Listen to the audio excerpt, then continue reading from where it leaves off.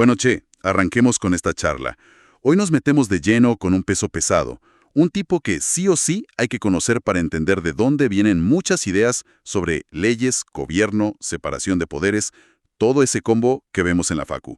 Hablamos, claro, de Montesquieu. La idea es desmenuzar un poco su pensamiento, ver cómo encaraba él esto de las leyes, pero no desde una torre de marfil, ¿viste? Sino metiendo las patas en el barro de la realidad. Un enfoque que buscaba ser práctico, conectado con la vida de los pueblos. Es que ahí está el punto clave, y por eso sigue siendo tan relevante. Montesquieu se plantó y dijo, para entender las leyes de un pueblo, no alcanza con leer el código, hay que mirar todo. Su método fue, revolucionario para la época. Se puso a investigar cómo las condiciones concretas, la historia, las costumbres, la geografía, hasta el clima, moldeaban la forma en que esa sociedad se organizaba y, por ende, las leyes que se daba. Un laburo monumental, para demostrar que el derecho no es una cosa abstracta que cae del cielo, sino que está recontraconectado con todo el mambo social, económico y cultural. Totalmente. Y este flaco, Charles Louis de Secondat, que después heredó el título de barón de Montesquieu, no era un académico puro, ¿eh? Ojo, estudió Derecho, como nosotros, pero venía de la nobleza de toga, una clase social con responsabilidades. Estuvo metido en la política local, fue consejero y hasta presidente del Parlamento de Burdeos, que era un tribunal de justicia importante, entre 1716 y 1727, ponele. Y no se quedó quieto, viajó un montón por Europa. Se dice que su estadía en Inglaterra fue un antes y un después. Sí, clave eso. Ver cómo funcionaba ya el sistema parlamentario, con un rey que no tenía poder absoluto, le hizo pensar que esa podía ser una alternativa al despotismo que se vivía en Francia. Un tipo con mundo, no solo con libros. Esa experiencia de vida es fundamental. No era solo teoría, era observación directa. Y todo ese bagaje, toda esa reflexión acumulada durante años, se vuelca en su obra cumbre, la que le dio fama universal. Del espíritu de las leyes, publicada ya por 1748, después de casi 20 años de laburo. Guarda, que antes ya había pegado fuerte con las cartas persas en 1721. Ah, sí, las cartas persas. Qué pícaro. Tal cual. Era una sátira social y política, una crítica bastante ácida a las costumbres y al gobierno francés, disfrazada con la mirada de unos viajeros persas. Le sirvió para hacerse conocido, lo metió en los salones literarios y hasta en la Academia Francesa. Pero el espíritu de las leyes juega en otra liga.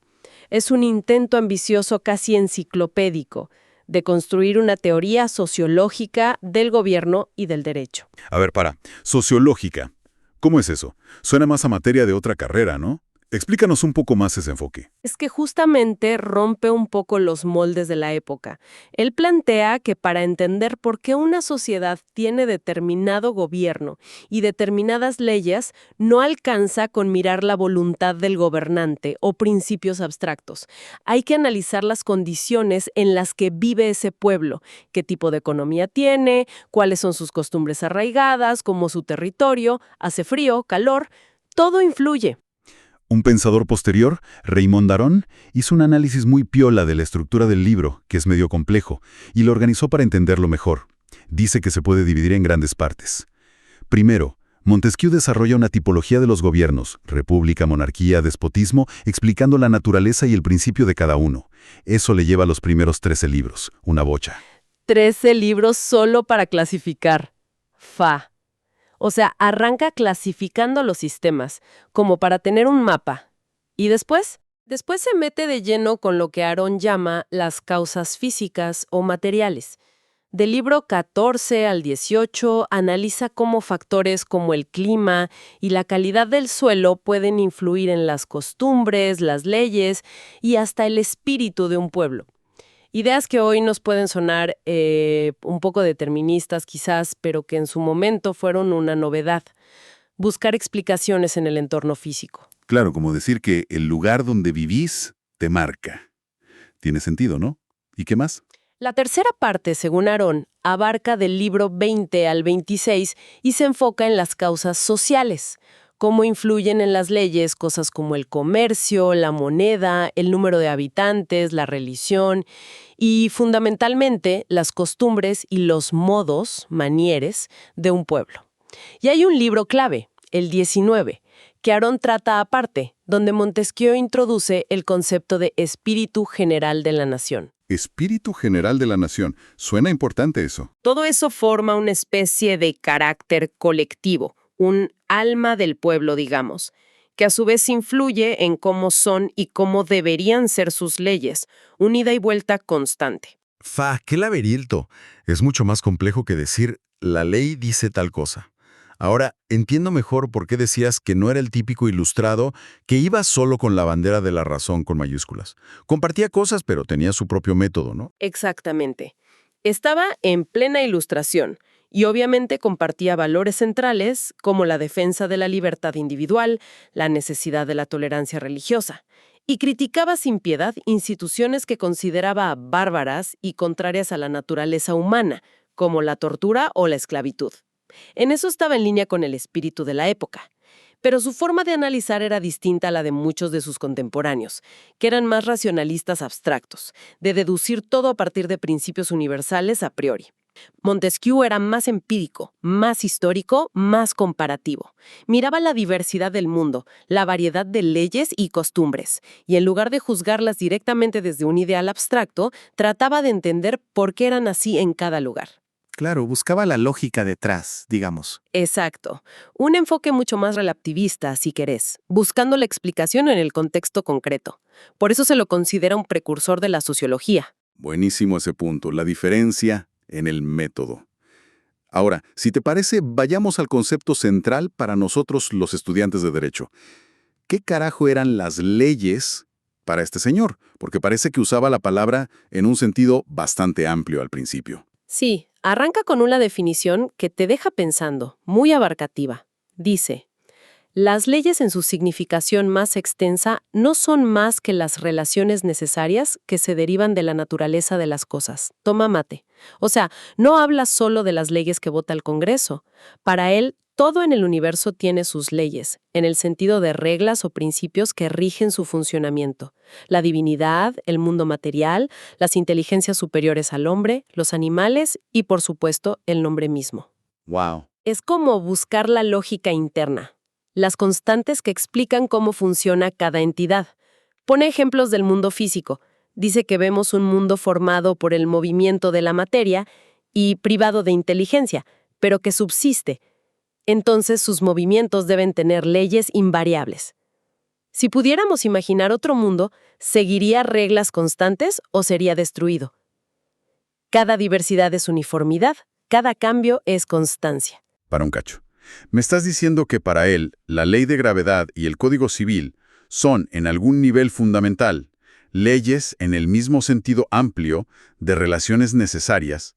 No distingue de entrada. En esa primera definición generalísima, no hace una distinción tajante inmediata entre lo que nosotros llamaríamos leyes físicas o naturales y leyes normativas o positivas. Es una base filosófica. De hecho, usa esa idea para argumentar algo potente. Dice que antes de que existieran las leyes positivas, las creadas por los humanos, ya existían relaciones de justicia posibles. O sea, la justicia no nace con la ley escrita. Ah, mira vos. Da un ejemplo que es una genialidad. Antes de que se hubieran dictado leyes, había relaciones de justicia posibles. Decir que no hay nada justo ni injusto, sino lo que ordenan o prohíben las leyes positivas, es como decir que antes de que se trazara el círculo, no eran iguales todos sus radios. Tremendo. Posta, te vuela la cabeza esa idea.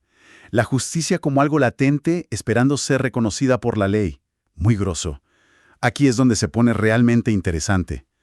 Pero bueno, después de esa definición tan amplia, sí empieza a distinguir tipos de leyes más específicas, ¿no?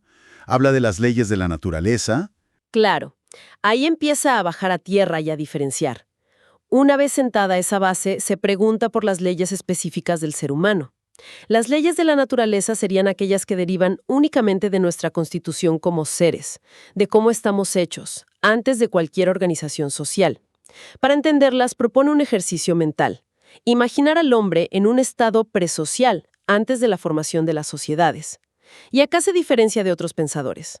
No cree que ese hombre natural fuera un filósofo nato ni un guerrero de entrada. ¿Y cómo sería ese hombre en estado natural, según Montesquieu? ¿Un buen salvaje onda Rousseau? ¿O más bien un bruto? Ni una cosa ni la otra exactamente.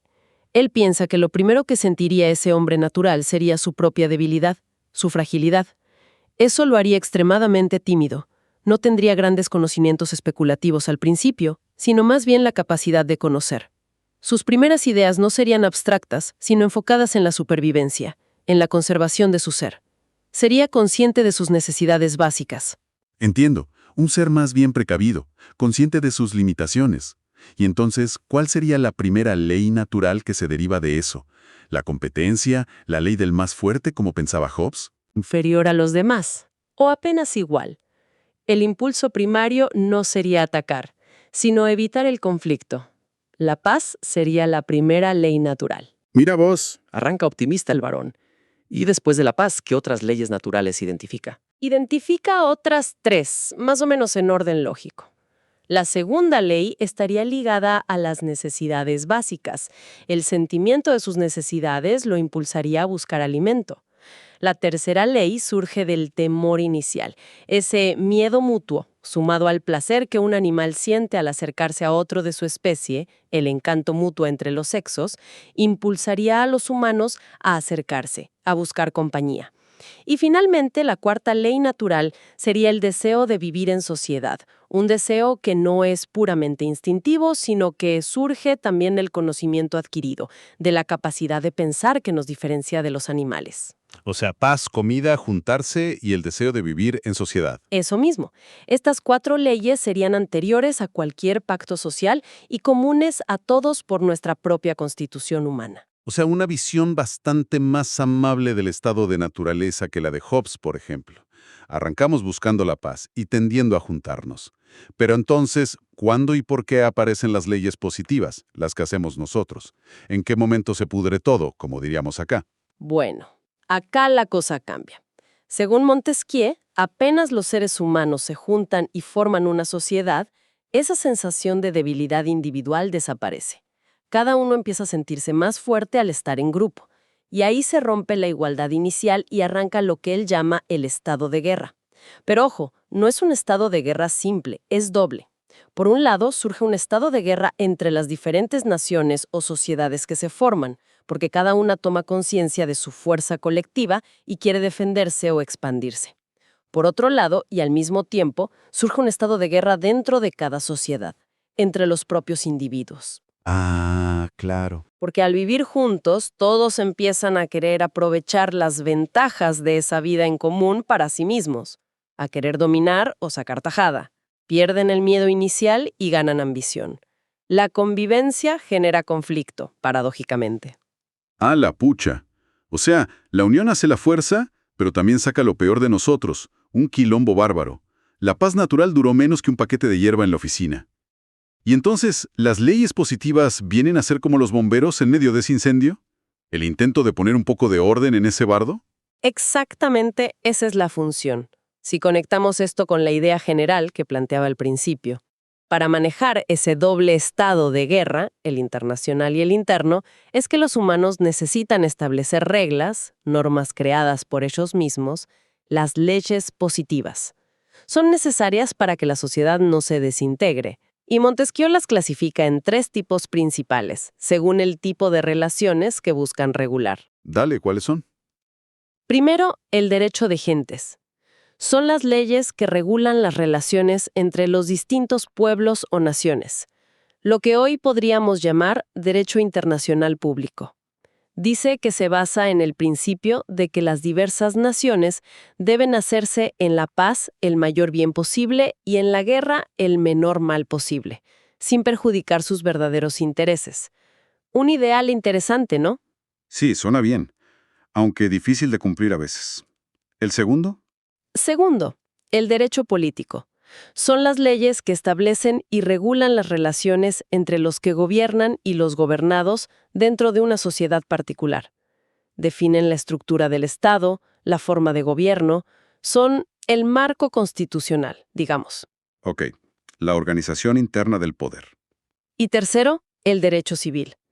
Son las leyes que ordenan las relaciones entre los ciudadanos entre sí dentro de esa misma sociedad. Regulan los contratos, la propiedad, la familia, etc. Inesquemático. derecho de gentes para las relaciones entre países, derecho político para la estructura de poder interna y derecho civil para las relaciones entre particulares. Queda claro. Ahora, volviendo un poco para atrás, ¿cómo se conectan estas leyes positivas, creadas por los humanos para salir del bardo, con aquella idea inicial de la ley como razón humana y con la naturaleza de las cosas? Hay un puente ahí. Sí, y es fundamental para entender su espíritu. Montesquieu dice algo potente. La ley en general es la razón humana en tanto que gobierna a todos los pueblos de la tierra. O sea, hay una base de racionalidad universal que debería inspirar toda legislación. Pero, El pero de Montesquieu. el gran pero de Montesquieu, las leyes políticas y civiles de cada nación no pueden ser simplemente una copia de esa razón pura y abstracta. Deben ser los casos particulares en que se aplica la misma razón humana. O sea, la razón es como una luz general. Pero cada pueblo necesita su propia lámpara, adaptada a su casa, algo así. Exactamente. Y esa adaptación es crucial. Acá entra de lleno el concepto del espíritu de las leyes. Él insiste en que las leyes particulares de una nación tienen que estar tan adaptadas a las condiciones del pueblo para el cual fueron hechas, que sería una gran casualidad si las leyes de un país pudieran convenirle a otro. Deben ser relativas a la naturaleza física del país, al clima, si es frío, cálido, templado, porque eso influye en el temperamento y las necesidades, a la calidad del terreno, si es fértil, montañoso, llano, a su ubicación, a su tamaño. También deben adaptarse al género de vida de sus habitantes. Son agricultores, cazadores, pastores, comerciantes. No es lo mismo. Claro, tiene lógica. Y deben considerar factores políticos y sociales, el grado de libertad que la constitución política puede soportar, la religión de los habitantes, sus inclinaciones, su riqueza, su número, su comercio, sus costumbres, sus maneras, lo que hoy llamaríamos cultura. Todo este conjunto de relaciones es lo que forma el espíritu de las leyes. Impresionante la cantidad de factores que mete en la coctelera. O sea que para él no existe la mejor forma de gobierno o las mejores leyes en abstracto. No. Exacto. El mejor gobierno, el más conforme a la naturaleza, no es uno universalmente válido para todos, sino aquel cuya constitución particular se corresponde mejor con la disposición del pueblo para el cual se establece. La clave es la adecuación, la correspondencia entre la ley y la realidad total de ese pueblo. El laburo del legislador es entender ese espíritu general de su nación y legislar en consecuencia. No se trata de copiar ciegamente lo que funciona en otro lado. Entonces, ¿qué vamos de todo esto? Me parece que lo más potente que nos deja Montesquieu, sobre todo para quienes estamos metidos en el derecho, es esa mirada amplia, esa exigencia de no quedarnos solo con el texto frío de la ley. Hay que entenderla como parte de un tejido mucho más complejo, súper conectada con la realidad social, histórica, cultural, económica y hasta geográfica de un pueblo. Ese enfoque que mezcla lo jurídico con lo sociológico es un golazo, muy adelantado a su tiempo. Y también es clave esa secuencia que plantea. De un estado natural inicial donde prima la paz por debilidad, pasamos a un estado de guerra inevitable cuando nos juntamos, y de ahí la necesidad de crear leyes positivas, no como un ideal perfecto, sino como una herramienta para poder convivir más o menos en orden. Totalmente de acuerdo. La gran lección es que para comprender el derecho en serio, y más aún, para pensar en crearlo o modificarlo con inteligencia, no alcanza con ser un crack en la dogmática o saberse todos los artículos de memoria. Hay que meterse a analizar ese espíritu que anima a las leyes, ese conjunto de factores profundos que caracterizan a una sociedad determinada, su espíritu general, como lo llamaba él. Y eso nos deja picando una pregunta importante, casi una autocrítica para el mundo del derecho actual. A ver. ¿Cuánto de ese análisis profundo del contexto real, de esa mirada sociológica si se quiere, hacemos hoy al pensar, discutir o aplicar nuestras propias leyes? ¿O caemos a veces en la tentación de legislar en abstracto, de importar modelos que funcionaron en otros contextos o de tirar normas sin mirar bien cómo es la cancha donde se supone que tienen que funcionar? ¿Cuáles son las condiciones reales de nuestra gente y nuestra cultura? ¡Qué pregunta! Da para quedarse pensando un buen rato, ¿no? Es un llamado a no perder de vista la conexión entre la norma y la vida real, algo que Montesquieu ya nos advertía hace casi 3 siglos.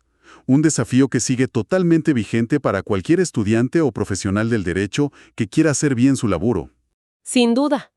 Es un recordatorio constante de que el derecho, para ser efectivo y justo, tiene que tener los pies en la tierra, entender a la sociedad a la que se dirige.